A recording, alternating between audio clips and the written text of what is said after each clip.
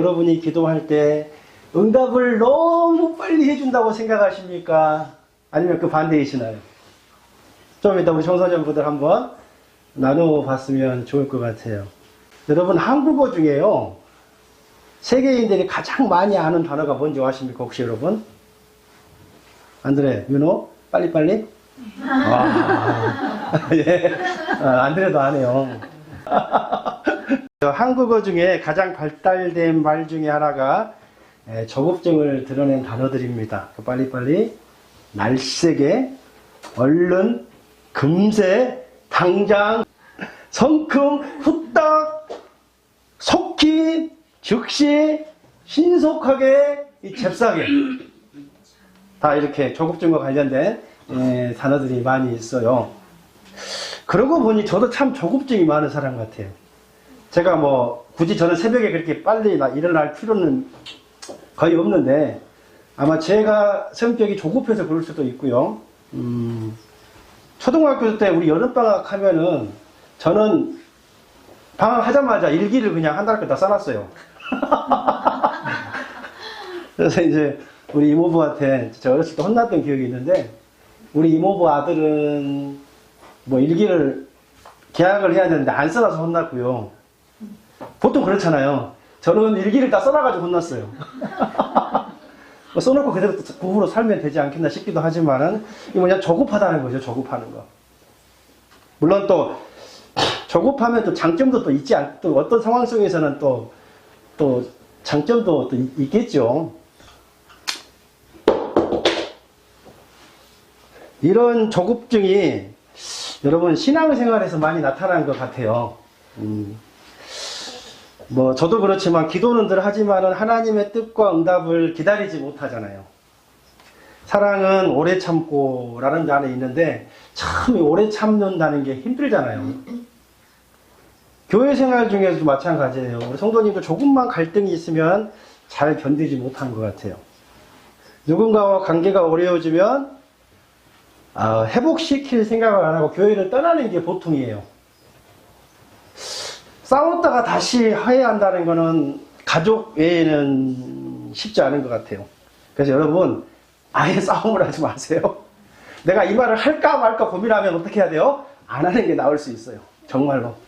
저도 교회 생활 오래 해보니까요, 교인들이 뭐 싸워서 화해하면 되지, 뭐 치고받고 하고 막 소주 한잔 마시고 화해하면 되지. 안 되더라고요, 그게. 왜요?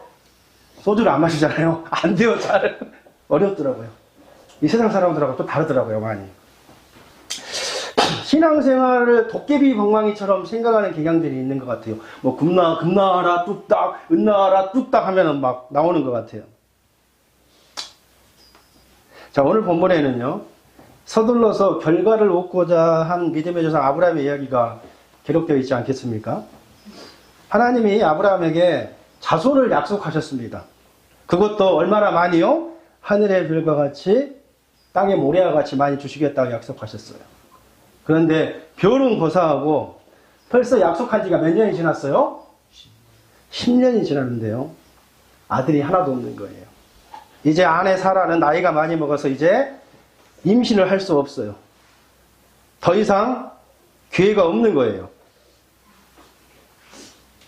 그래서 아브라함은 이제 아내의 제안을 받아들여서 여종 하갈을 통해서 이스마엘이라는 아들을 얻었죠. 그러나 하나님은 이렇게 얻은 아들을 인정하지 않으셨고 오히려 그 아들이 아브라함 가문의 갈등이 시작이 되었어요.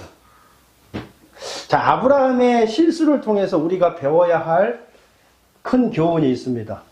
마이크로소프트사의 빌 게이츠가 쓴 책 가운데 미래로 가는 길이라는 유명한 책이 있는데요. 이 책에서 게이츠는 자기 회사에서 앞으로 실패의 경험이 있는 사람들을 많이 고용하겠다고 해요.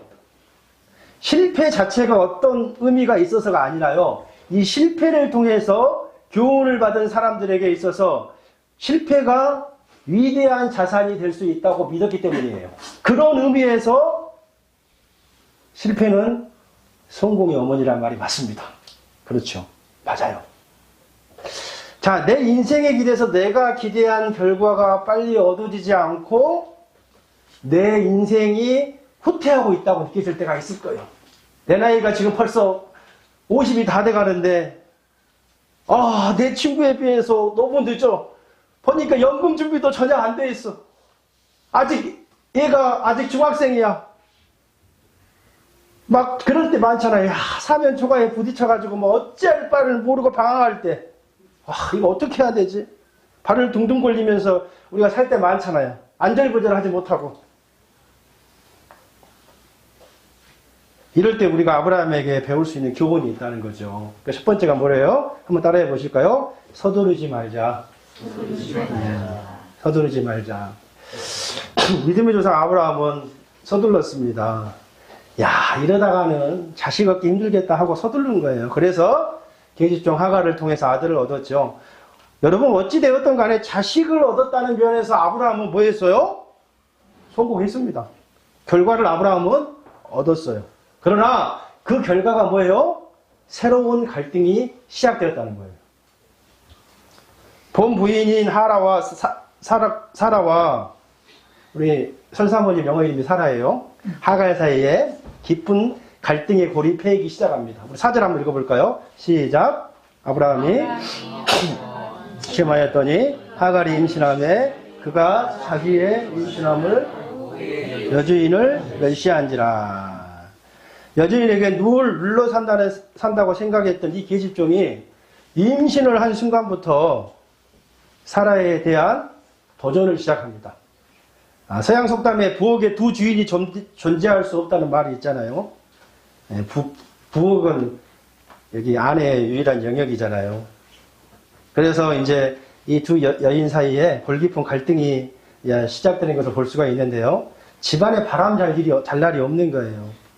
우리 속담에도 암탉이 불면은 집안이 망한다는 그런 속담도 있기는 하지만은 집안에 항상 큰 소리가 있는 거예요. 화목하지가 않아요. 아무 죄도 없는 종들은 이제 초긴장 상태에 있는 겁니다. 어디에 줄을 서야 잘 서야 되나 막 뭐 그런 생각하는 계산기를 두드리는 종도 있을 것이고, 또 여러분 이삭과 이스마엘 사이의 갈등을 한번 생각해 보십시오. 이삭과 이스마엘이 13살이나 차이 나거든요. 때가 차면 하나님이 약속하신 대로 사라를 통해서 아들을 주셨죠. 그 아들이 바로 이삭입니다. 이 하갈을 통해서 먼저 태어난 이스마엘과 이삭과의 갈등. 이것은요, 배다른 두 자식 사이의 갈등만은 아니었습니다. 한 걸음 더 나아가서 이것은 길고 긴 민족의 갈등이 시작이 되었죠. 이스마엘은 지금 중동에 살고 있는 아랍인들의 조상입니다. 지금 러시아와 우크라이나 전쟁이 거의 2년째 하고 있고요. 또한 우리가 잘 알고 있다시피 이스라엘과 하마스가 전쟁을 하고 있잖아요. 이 하마스는 팔레스타인 수니파 이스라엘 및 민족주의 정당이다. 군사 조직이죠. 테러 조직인 거예요. 이 하마스가 1차 휴전도 말이 있더만은 저번에 가자에서 또 폭탄도 터뜨리고 했지 않았겠습니까? 이 하마스가 바로 이스마엘의 후예예요. 후손.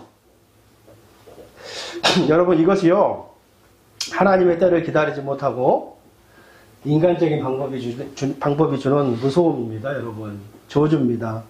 그래서 여러분 우리가 힘들더라도 하나님의 때를 기다려야 하는 거예요. 내 생각대로, 내 감정대로, 내 기분대로 여러분 쉽게 결정하지 마세요. 하나님의 때를 기다리는 것 중요해요. 우리가 잘 알듯이 하나님께서 모세를 통하여서 이스라엘을 엑소도스 하는 게 맞습니다. 맞죠, 분명히. 그런데 모세가 애국 사람을 죽여가지고 출애굽을 하려고 했던 계획은 하나님의 방법이 아니에요. 그렇죠? 그렇잖아요. 모세는 하나님의 때를 기다리지 못한 거예요. 여러분, 하나님의 때를 기다리지 못하면요, 나중에 또 후회하고 돌이켜봤자 지나간 과거는 다시 돌아오지 않습니다. 특별히 여러분, 제가 한 가지 당부드리고 싶은 것은요, 저도 늘 이거를 제 가슴속에 새기고 있는데, 화가 난 상태에서 함부로 말을 하거나 쉽게 결정하지 마시기 바랍니다. 절대로 화가 난 상태에서 냉철하지가 못해요. 잘못될 가능성이 결정을 할 가능성이 굉장히 많아요. 두 번째, 아브라함의 뼈아픈 실수를 통해서 우리가 배울 수 있는 교훈 한 번 더 따라해 보시겠습니다. 하나님의 음성을 듣자. 예, 하나님의 음성을 들어야 돼요. 응답이 지연되고 있다고 느껴질 때, 기대했던 어떤 결과가 내 인생의 장에서 얻어지지 않는다고 느껴질 때요, 우리는 좌절하고 낙심할 때가 많아요. 여러분 그러지 마시고 그럴 때일수록 우리가 하나님의 음성을 들으려고 고군분투하셔야 합니다. 우리는요, 저부터가요, 답답할 때 사람들에게 내 가슴앓이를 내놓을 때가 많이 있습니다. 사람들에게 내 속마음을 이야기할 수 있는 상대가 있다는 거, 저는 참 귀한 일이라고 생각해요. 인생에 있어서요, 정말로 내 속마음을 나눌 수 있는 사람 한두 사람만 있어도 참 관계에 있어서 저는 성공한 인생이라고 생각을 합니다. 그래서 이제 사람들은 자신이 문제에 빠졌을 때 자신이 믿을 만한 사람에게 자문을 구하거나, 충고를 구하기도 하죠. 맞아요. 그 충고와 자문은 어떤 때는요, 우리의 인생길에 분명히 도움이 될 수 있어요. 그래서 잠언 15장 22절도 이렇게 이야기하는 거예요. 은원이 없으면 경영이 무너지고 지략이 많으면 경영이 성립하느니라. 그런 말씀도 있어요. 다시 말하면 뭐예요? 나를 도와주는 카운슬러가 많으면은 어떤 일이 성공적으로 이루어진다는 말이겠죠. 사람의 충고 꼭 필요합니다. 그러나 여러분, 사람의 소리가 항상 도움이 된 것만은 아닙니다. 여러분, 지금까지 인생을 살아오면서 우리가 믿을 만한 사람, 그래서 믿는 도끼에 발등 찍힌다는 속담도 나온 것이고요. 우리가 잘 알잖아요. 정말로 믿었던 사람에게 발등 찍혀가지고 속상할 때가 얼마나 많이 있었습니까? 그렇지 않았습니까? 저만 기가 얇습니까? 그럴 때는 참 사후적이 돼야 되는데요. 안 들려 그래야 되는데. 여러분, 사람의 충고 꼭 필요한 겁니다. 그러나 사람의 충고를 들었다가 큰 낭패와 더 큰 수령에 빠질 때도 있다는 거예요. 본문에서 아브라함의 경우가 그랬습니다. 아브라함이 누구의 충고를 들었습니까? 아내의 충고를 들었습니다. 그래서 오늘 본문을 읽고 어떤 분들은 그렇구나. 야, 아브라함이 아내의 말 듣고 실수했으니까 역시 마누라 말은 절대 들으면 안 돼. 이렇게 적용을 하는 사람이 있어요. 한국인 성도님, 그렇죠. 아내 말 들으면 절대 안 돼요. 아멘 하세요. 이렇게 하면 저는 싹군 목사가 되는 것이고, 이건 완전히 잘못된 적용입니다. 저는 아내의 말을 들은 것 자체가 잘못이라고 생각하진 않아요. 저희 아내도 굉장히 지혜로운 사람이기 때문에 한 90%는 아내의 말이 맞는 것 같아요. 90%는. 정말로. 그런데 저희 아내도 또 제 말은 인생인지라, 그래도 또 여러 가지가 부족한 것이라 한 10%는 잘못 알고 있는 것도 있어요. 잘못된 결정을 하고 있는 것도 있다고요. 특별히 우리 남성들 아내의 말 잘 듣기를 축원드립니다. 제가 빨리 메이크업 했어요. 이렇게. 김유미 성도님이 마음에 됐어요. 남편이 와 있어야 되는데 남편이 안 계시네. 오늘 설교도 꼭 들으라고 그러세요. 아내의 말을 제대로 잘 들어주시고요. 아내의 말을 들은 후에, 야, 내 생각에도 일리가 있어 보이면은 내 인생의 주인 대신 하나님께 여쭤봐야죠. 사람들의 충고를 얼마든지 참조할 수 있지만, 여러분 궁극적으로 결정을 내릴 때는요, 누구의 뜻을 확인해야 돼요? 하나님의 뜻을 확인해야 된다는 거예요. 그것이 여러분 그리스도인의 삶의 모습입니다. 그런데 아브라함이 어떻게 했다고요? 우리 2절 한번 읽어볼까요? 시작. 사례가 아브라함에게 이르되 여호와께서 내 출산을 허락지 아니하셨으니 원하건대 내 여종에게 들어가라. 내가 혹 그로 말미암아 자녀를 얻을까 하노라 하며 아브라함이 사라의 말을 들으니라. 다시 말하지만 사라의 말을 들은 그 자체가 나쁜 것이 아니에요. 그 말을 듣고 누구한테 와야 합니까? 아브라함은 인생의 주인이신 하나님 앞에 와야 되는 거예요. 왜요? 모든 결정은 하나님 앞에서 이루어져야 하니까 그렇습니다. 마지막으로 하나님의 오케이 사인이 있어야 해요. 저도 예전에는 제가 굉장히 D형이라 굉장히 독단적이죠. 독재적입니다. 저는 원래 남하고 잘 논을 안 해요. 그냥 저 결정이 많이 하는데 지금은 이제 우리 가족들하고 많이 의논을 해요. 옛날에 바틀기포가 나왔을 때도 여러분도 아시겠지만 먹고 이제 생각을 해야 되니까 우리 가족들 다 데리고 보여주고 가서 우리 어떻게 할까.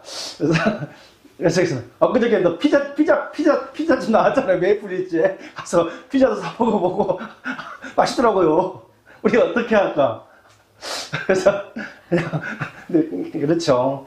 가족들 말을 들어도 이렇게 유익이 되는데 여러분 어찌 하나님하고 비교가 되겠습니까?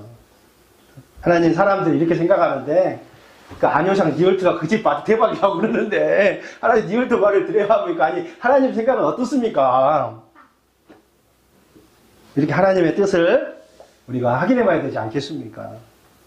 그것이 여러분 하나님의 백성의 삶의 모습이고 하나님을 아버지라고 부르는 자녀의 모습이지 않겠습니까? 저는 아브라함이 사라의 제안을 받아들일 수밖에 없었던 충분한 아브라함의 어떤 배경이 있었다고 생각되어집니다. 저는 본문을 묵상하면서 이런 생각을 좀 해보았습니다. 내가 만약에 아브라함이라면 우리 최은희 씨가 이런 제안을 했을 때 나는 어떻게 했을까? 여러분이 만약에 아브라함이라면 어떻게 했겠습니까? 우선 아브라함이 사라의 제안을 받아들일 수밖에 없었던 배경이 좀 있습니다. 아브라함은 지금 하나님의 약속을 받고 나서 몇 년을 기다렸다고 여러분? 10년을 기다렸어요. 여러분 3일 기다리기도 힘들잖아요. 솔직하게. 3일 금식하기도 얼마나 힘듭니까? 요즘은 여러분 3분 기다리기도 힘들다 그러잖아요. 인터넷 속도 늦고 한번 봐보세요. 10년을 기다렸어요. 아브라함. 기다릴 만큼 기다렸고요. 아브라함 입장에서는요. 최선을 다했어요. 사라의 나이가 벌써 75세니까 당연히 월경도 끊겼습니다. 이제 더 이상 생물학적으로는 아이를 가질 수가 없어요. 다시 말하면 아브라함에게 이제 더 이상 희망이 없는 겁니다. 더군다나 당시의 풍습에 비춰보면은 본 부인이 아이를 낳지 못할 경우에는요, 남편이 다른 여자에게 장가를 드는 게 관례였어요. 그러니까 그 사무엘의 아버지 엘가나가 한나가 아이를 못 낳으니까 첩을 취하잖아요. 분인나. 그게 목회자가 그렇게 하면 안 되는데 당시의 관례들이 보통 그랬었다는 거예요. 그러니까요, 아브라함이 계집종을 통해서 아들을 얻는다고 해도 아브라함은 또 위대한 족장이고 뭐 부의 상징이고 그러잖아요. 아브라함을 비난할 사람은 실은 아무도 없습니다. 당시 사회적 관습으로도 보편적으로 허용하고 있었다는 거죠. 뭐 몇천 년 전, 아브라함은 벌써 4,000년 전 이상 사람이니까요. 우리나라 여러분 조선시대만 드라마만 봐도 그렇잖아요. 그러잖아요. 네, 후첩들 이렇게 쉽게 이렇게 양반집 가게에서 얻는 걸 이렇게 쉽게 볼 수 있잖아요. 그러니까요, 도덕적으로도 문제될 것이 전혀 없었다는 거예요. 그리고 사라가 한마디 더 붙입니다. 여보, 가만히 생각해 보니까 하나님께서 우리를 부르실 때, 그날 하나님이 아브라함 네 몸에서 날짜가 후손이 되리라고 하셨는데, 그게 꼭 나를 통해서 후손을 볼 것이라는 말이 아닐 수도 있잖아요. 그렇죠? 굳이 사라 나는 아니다 이거죠. 분명히 아주 설득력이 있고 일리가 있고 논리적이에요. 그러나 여러분, 도덕적으로 문제가 없다고 해도, 사회적 관습으로 허용된다고 해도, 상당히 논리적으로 설득력이 있다고 해도 아무 일이나 죄책감 없이 여러분 우리가 행할 수 있을까요? 쉬운 문제는 아닌 것 같아요. 사람의 친구도 귀하고 사회적인 관습도 귀한 겁니다. 그러나 우리는 그것을 붙들고 내 삶 속에 주인 되신 하나님 앞에 서야 된다는 거죠. 하나님의 뜻을 확인해야 된다는 거예요. 하나님의 컨펌을 받아야 된다는 것입니다. 하나님, 제가 이렇게 하려고 하는데 하나님은 어떻게 생각하십니까? 그렇게 물었었더라면 아브라함은 분명히 자기 행동을 바르게 결정할 수 있었을 거예요. 하나님이 우리 아브라함의 생애를 보면은요, 아브라함이 모르면 하나님이 자꾸 답을 주시거든요. 그러나 결과적으로 아브라함은 이 일에 실패하고 만 거죠. 왜요? 하나님의 음성을 듣지 않았기 때문입니다. 사람의 친구에는 민감했지만 하나님의 음성을 들을 수 있는 귀가 그 순간에는 닫혀져 있었던 거예요. 우리가 하는 잘못은 제가 이야기 자주 하는데요. 대부분 신뢰할 수 없는 권위를 바탕으로 결정을 내리기 때문에 발생합니다. 우리 한번 읽어볼까요? 어떤 거를 우리가 바탕에서 하는 거예요? 문화죠, 문화. 문화가 뭐죠? 모두가 다 네, 그렇게 해요. 전통이죠. 항상 그렇게 해왔잖아요, 우리가. 또 뭐예요? 이성. 굉장히 논리적이죠. 그리고 감정. 옳은 일처럼 느껴지잖아요. 그렇죠? 이 문화나 전통이나 이성이나 감정에 의해서 우리는 어떤 것을 결정을 합니다. 근데 미안하지만요, 이 네 가지 모두는 인간의 타락으로 망가진 것들이에요. 진리가 아니라는 말이에요. 오류투성이라는 것입니다. 여러분, 나를 둘러싸고 있는 환경이 어둡다고 느껴지십니까? 그럴 때일수록 우리가요, 문화나 전통이나 이성이나 감정을 믿지 마시고, 그럴 때일수록 하나님 앞에 나와 하나님의 말씀을 붙들고 하나님의 음성을 들어보십시오. 하나님의 음성을 놓칠 때, 하나님의 음성은 여러분 나침판이에요, 나침판. 배가 항해할 때 뭘 믿고 갑니까, 여러분? 나침판을 믿고 가잖아요. 그러니까요, 이런 문화나 이성이나 감정이나 전통은요, 잘못된 나침판에 일하는 거죠. 그러니까요, 우리가 하나님의 음성을 놓칠 때 우리 인생이 당황할 수밖에 없는 거예요. 왜요? 분명한 기준이 없잖아요. 진리가 없잖아요.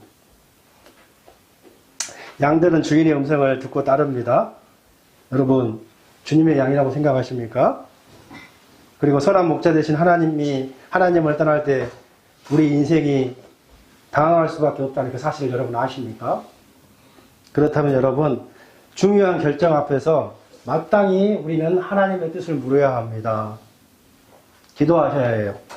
특별히 여러분, 저는 정말로 중요한 일이 있을 때 금식하면서 전능하시는 하나님의 음성을 듣고다 발버둥 주시기를 바랍니다. 제가 나중에 제 간증을 할 날이 한 번도 안 했던 것 같은데, 뭐 본문이 그런 게 없었으니까 할 날이 있을 것 같아요. 저도 지금까지 인생을 뭐 얼마 살진 않았지만 살아오면서 어떤 결혼 문제며, 어떤 재정 문제며, 어떤 뭐 학교 문제며, 미래 문제며, 그거 걸 때마다 제가 하나님 앞에 금식을 하면서 했을 때, 하나님을 찾고 부르셨을 때 하나님이 항상 좋은 길로 열어주셨던 그 간증 테스트모니들이 있어요. 여러분, 정말로 하나님의 응답이 늦었다고 생각했을 때요, 정말로 여러분, 주의 음성을 들을 수 있는 저와 여러분이 되기를 바랍니다. 하나님의 음성 여러분 들으십시오. 그래요, 여러분, 하나님의 약속과 하나님의 응답이 늦어질 때요, 우리는 서두르지 말아야 합니다. 그리고 두 번째, 하나님의 음성을 들어야 합니다. 마지막 세 번째 한번 따라해 보시겠습니다. 하나님의 방법을 따르자. 하나님의 방법을 따르자. 삶이 답답하다고 느껴지면 우리는 탈출구를 찾죠. 이 권태기가 심해지면 힘들어요, 이게. 어떤 영적 침체 현상일 수도 있고요. 그런데 문제는요, 탈출구를 찾는 건 좋죠. 그런데 문제가 뭐예요? 방법과 수단을 가르지 않고 찾는 데가 문제가 있다는 거예요. 여기서 이제 우리의 결정적인 실수가 유발될 수가 있는데요. 그러므로 여러분, 어떠한 불리한 상황 속에서도 목적의 수단을 정당화하면 안 돼요. 다시 말하면 뭐예요? 좋은 목적이라면 그 목적을 실현하는 방법도 좋아야 한다는 거예요. 이게 우리가 믿는 기독교지 않겠습니까? 목적이 선하면 어때요? 과정도 선해야 된다는 말입니다. 아무리 좋은 목적이라도 잘못된 방법으로 된 것이라면 그것은 여러분 뭐예요? 이삭이 아니라 이스마엘이 되는 거예요. 목적이 수단을 정당화할 수 없어요. 뭐로 가도 서울만 가면 된다는 식으로 목적 달성에만 급급하다면 여러분, 하나님이 기뻐하지 않으십니다. 하나님은요, 결과만 중시하는 것이 아니라 그 결과를 성취하는 과정까지도 중요시 여기시죠. 실은 기독교는 어떤 결과의 종교가 아닙니다. 과정의 종교죠. 내가 잘 모를 수도 있나? 최 목사님 맞죠? 네, 최 목사님 맞다고 하면 맞는 거야. 여러분, 그러니까 하나님은요, 늘 하나님이 기뻐하시는 방법과 수단을 우리에게 요구하시는 거예요.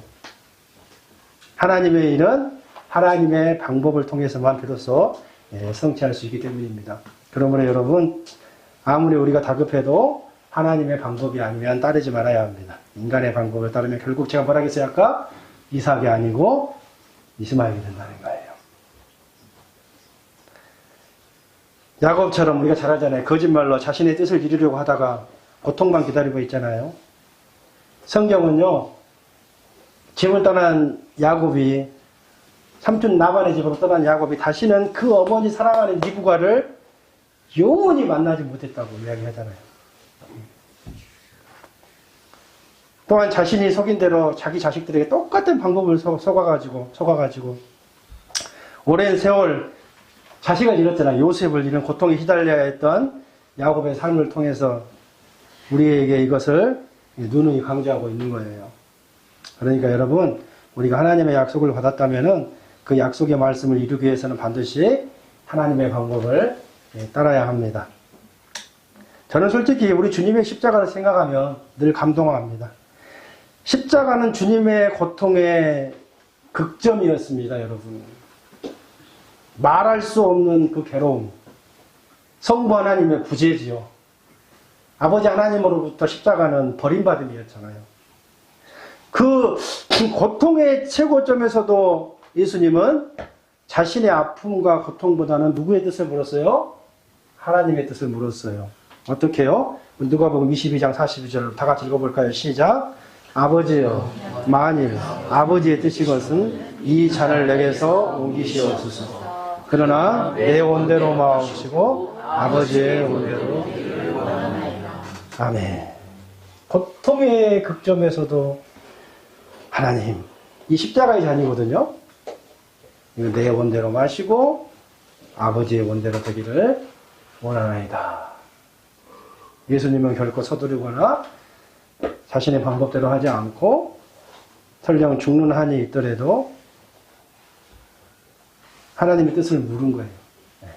이 기도는 주님이 십자가에 돌아가시기 10시간 전에 했던 기도잖아요. 죽기 앞에까지 끝까지 하나님의 뜻을 묻는 거예요. 이렇게. 그리고 마침내 하나님의 뜻이 확인되었을 때 십자가를 피하지 않고 수용하셨다는 거죠. 예수님은 본인이 원하시면 얼마든지 십자가를 피할 수 있는 능력이 있음에도 불구하고 십자가가 하나님의 방법이었기 때문에 목숨을 걸고 받아들이신 거죠. 그 십자가의 고통 속에서도 자기에게 모욕과 고통을 준 사람들을 용서하고 또 용납하셨죠. 그리고 하나님을 향해서 자기 마음속에 있는 모든 생각을 털어놓고 기도하셨습니다. 이것이 바로 우리 주님의 삶입니다. 그러므로 여러분, 이제 말씀을 정리하면서요, 우리가 주님의 제자라면 우리를 둘러싸고 있는 환경이 사면 초과라고 할지라도 그것 때문에 여러분 우리가 하나님보다 앞서 나가지 마십시오.